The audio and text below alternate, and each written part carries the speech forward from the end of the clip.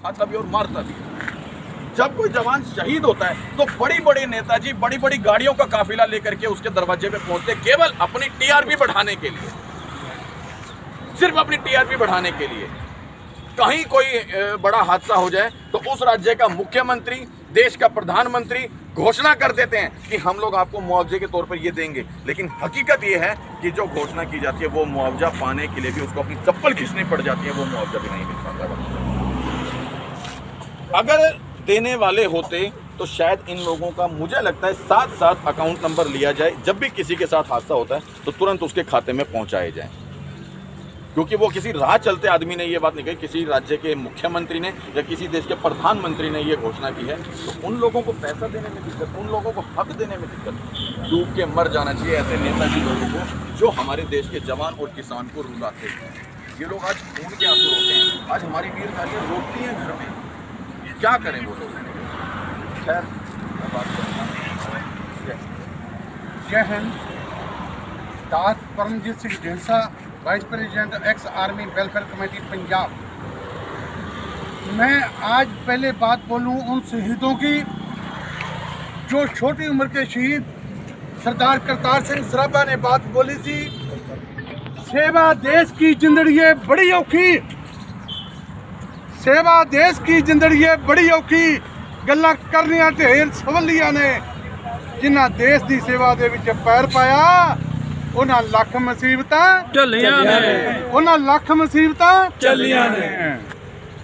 हमारे शहीद, हम बॉर्डरों पे शहीद होते हैं, पर लेकिन मैं एक बात बताना चाहता हूं मोदी साहब को। मोदी साहब, आज तुम्हारा जन्मदिन है, पर लेकिन जन्मदिन के ऊपर जो बात आज से 10 साल पहले रिवाड़ी ग्राउंड में आपने बोली थी कि मैं अपने सैनिकों के पूरे भत्ते दूंगा, सैनिकों की वन पेंशन, ORP 2 अपना डिसेबिलिटी, MSP, वीर नारियों के भत्ते पर आप वोट लेके PM बन चुके हो, लेकर 5 साल 10 साल से हमारे को कुछ नहीं मिला। हमारे जवान बॉर्डरों पे शहीद हुए, शहीदों पे चिताओं पर लगेंगे हर वर्ष मेले, वतन पे मर मिटने वाले का यही निशान होगा।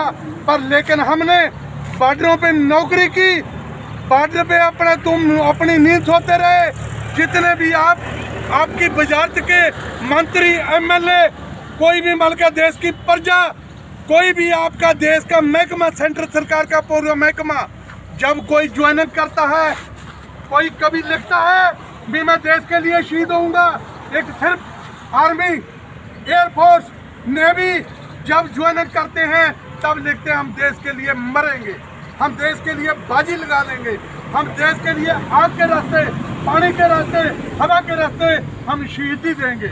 वो चीज़ें हमने दी हैं, हमने वीरों के दिए, बॉर्डरों पे नौकरी की है, लेकिन नौकरी करके हमें तो पूरा विश्वास था भी हमने जो बॉर्डर रोक के रखेगा। अभी लोग, पूरी भारत की जनता, पूरे भारत के मंत्री, पूरे भारत के प्रधानमंत्री अपनी नींद सोते रहे, हम बॉर्डरों के ऊपर ड्यूटियां करते रहे। जब हम पेंशन होके जाएंगे हमारे पूरे भत्ते मिलेंगे, हमारे को क्या मालूम था, हमारी 65 साल उम्र हम सड़कों पे घूम रहे हैं, आज सड़कों से घूम रहे हैं। हमारी वीर नारियां जिन्होंने अपने पति परमेश्वर लड़ाइयों में शहीद करवा दिए, जिन्होंने अपने पति परमेश्वर बॉर्डरों में शहीद करा दिए, वो भी आज पैसे के लिए मांग रही हैं। ये हमारे देश का कानून है, जो एक पूरी फौज, डिफेंस और मोदी साहब का जो एक पूरा मतलब के प्रोटेक्शन वाला महकमा डिफेंस, उसको भी आज ये नौबत पड़ जावे तो फिर क्या होएगा, बिल्कुल क्या होएगा। हमने 1962 में, 1965 में, 1971 में जब हमारे को मौका मिला, 1965 में हम फिरोजपुर से चल के बिल्कुल लाहौर पहुंचने वाले, लाहौर 7 किलोमीटर रह गया था, बल्कि पिंड बिल्कुल 0 किलोमीटर पे चल गया था। पर लेकिन हमारी इतनी शहादत, हमारे को आज सड़कों पे जाना पड़ रहा है। दिखा दे वीर मेरे, कितने लोग, कितने वीर आज रेवाड़ी की रैली में हम आपको ये बिल्कुल बताना चाहते हैं। इसके बाद कोई रैली नहीं होगी, इसके बाद हम शहीदियाँ देंगे, हम देश के लिए की चीज़ें दे देंगे, हम वैसे ही मरेंगे, क्योंकि हमारे को हमारा हक नहीं मिल रहा। जेकर एक फौजी को हक नहीं मिल रहा, आप प्रजा को क्या हक दे सकते हो।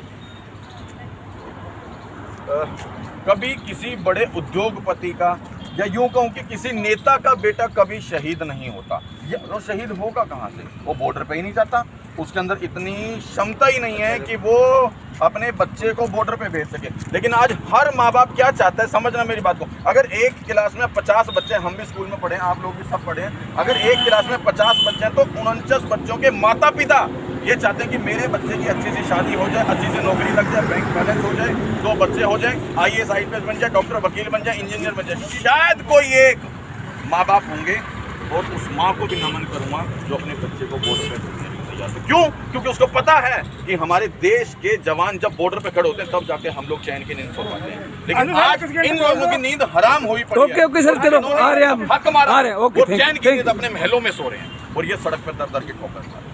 और जिस देश का जवान और किसान दर दर की ठोकर खाएगा वो कभी भी देश बन सकता ही नहीं। क्या कहेंगे साहब, आप भी 2 शब्दों में? सबसे पहले तो हम सबको सत श्री अकाल से गुरफतेह प्रवान करते हैं।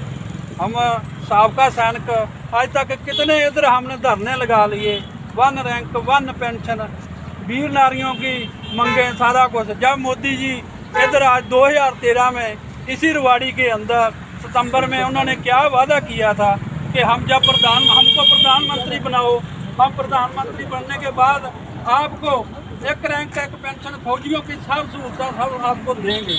लेकिन आज मोदी जी को बने हुए कितने साल हो गए हैं, वो हमारा हक नहीं सुन रहे, कोई बात नहीं दे रहे हमको, और हम इस चीज़ के ऊपर बहुत परेशान हो रहे हैं क्योंकि हमने देश के लिए भी सेवा की है।